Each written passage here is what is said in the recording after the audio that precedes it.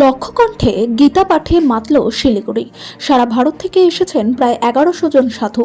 পাশাপাশি উপস্থিত ছিলেন বিজেপির প্রথম সারির এক ঝাঁক নেতা। উপস্থিত ছিলেন রাজ্যের পাশাপাশি পার্শ্ববর্তী দেশ থেকে আগত লক্ষাধিক ভক্তগণ।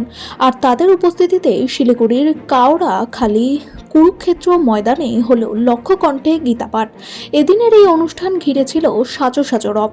সকাল থেকেই পায়ে হেঁটে বা বিভিন্ন যানবাহনে ভক্তরা উপস্থিত হন কুরুক্ষেত্র মাঠে।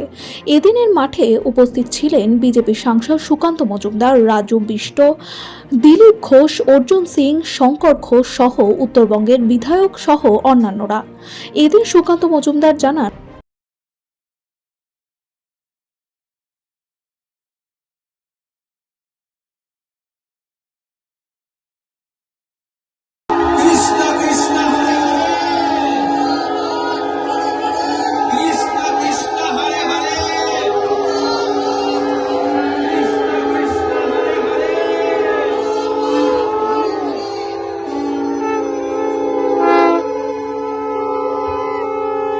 যদি গীতার সংবিধান না চলে তাহলে আজকে আমরা হিন্দুরা যেভাবে প্রতারিত হচ্ছি আগামী দিনেও সেভাবে হব।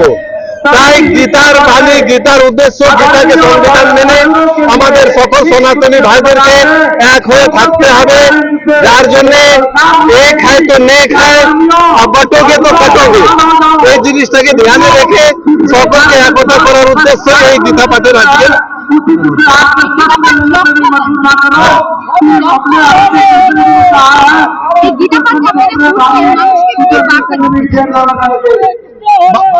মানুষকে বার্তা দেওয়া হচ্ছে যে আমরা সবাই সনাতনীরা এক আছি।